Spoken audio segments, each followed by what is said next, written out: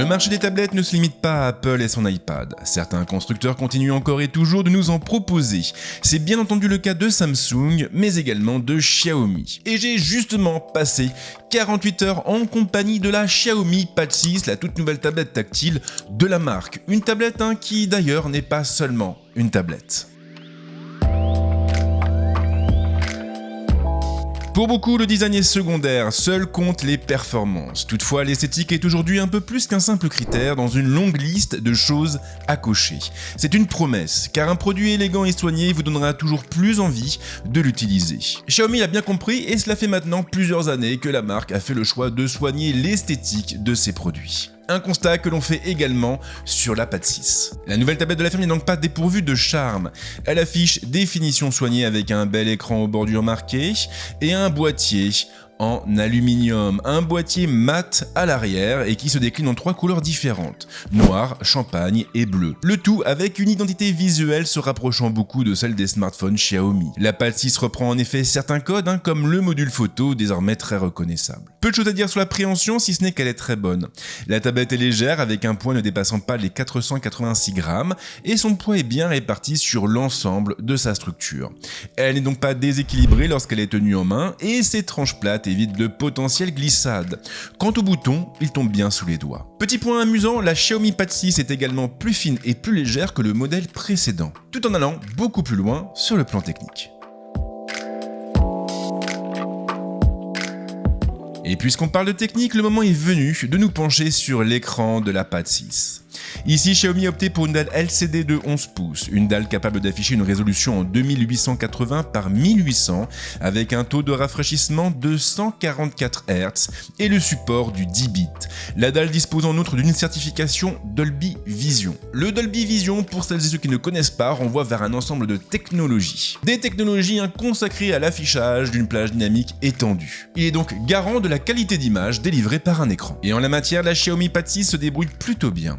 Les images sont à la fois nettes et lumineuses avec un très beau panel de couleurs à la clé.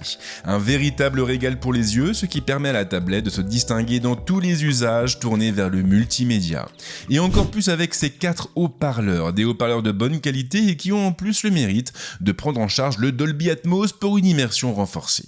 Et le seul manque finalement vient de la technologie de la dalle employée.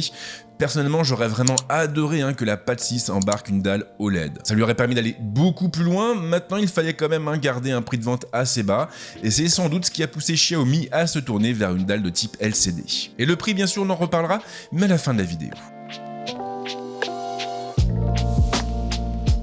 Si vous vous attendiez à retrouver un Snapdragon 8 Gen 1 ou Gen 2 à bord de la Pad 6, alors vous risquez d'être déçu. Xiaomi a en effet préféré se tourner vers une puce d'ancienne génération, et plus précisément vers un Snapdragon 870, soit une puce gravée en 7 nanomètres, une puce qui était polie ici par 6 Go de mémoire vive et 128 Go de stockage. Un choix qui est finalement assez logique puisque la Pad 5 en son temps était animée par un Snapdragon 860. Le constructeur a donc conservé la même stratégie tout en allant un petit peu plus loin. Le Snapdragon 870 est en effet 37% plus rapide que le Snapdragon 860. Alors je manque encore de recul pour l'instant, mais il est indéniable que la Pad 6 en a sous le coude.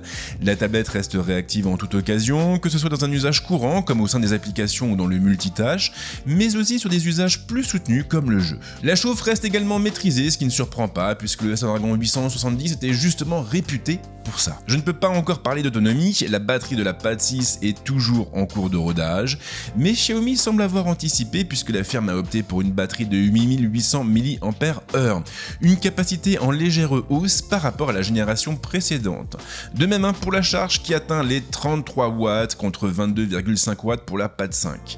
Et le bloc chargeur est bien entendu fourni. Alors ça c'est plutôt sympa parce que la Pad 5 justement, elle était très autonome, elle souffrait de cette charge relativement lente, si bien qu'il fallait souvent attendre plus d'1h30 pour la recharger complètement.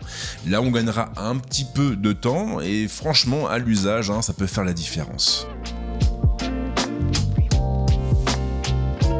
Je ne vous apprendrai rien en vous disant que l'inflation est bien installée. Et si vous avez été faire vos courses récemment, alors vous devez déjà savoir que certaines industries en profitent plutôt bien. Et merci à elles d'ailleurs car on adore se faire racketter. Dans ce contexte, on était donc en droit de s'attendre au pire avec la Pad 6, mais fort heureusement, Xiaomi a décidé de faire un geste. Concrètement donc, la Pad 6 est proposée à 399 €, soit au même prix que la Pad 5. Il n'y a donc aucune augmentation de prix et c'est assez rare pour être souligné. En outre, et c'est sans doute le plus important, en parallèle, la marque va également commercialiser une série d'accessoires. On aura bien sûr une housse permettant de faire tenir la tablette debout, mais nous aurons surtout une housse clavier et un stylet. Des produits qui seront proposés respectivement à 150 et à 99 €. Alors oui, ça reste une somme qui est conséquente, mais grâce à ces accessoires, vous allez pouvoir transformer la Pad 6 en laptop ou en tablette graphique. Malheureusement, pour l'instant, la marque ne me les a pas encore envoyés et j'espère donc les recevoir à temps pour le test de la tablette. Un test qui sera mis en ligne normalement autour de la fin du mois de juillet.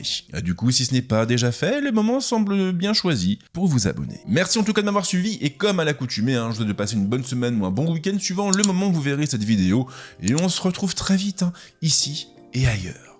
Ciao.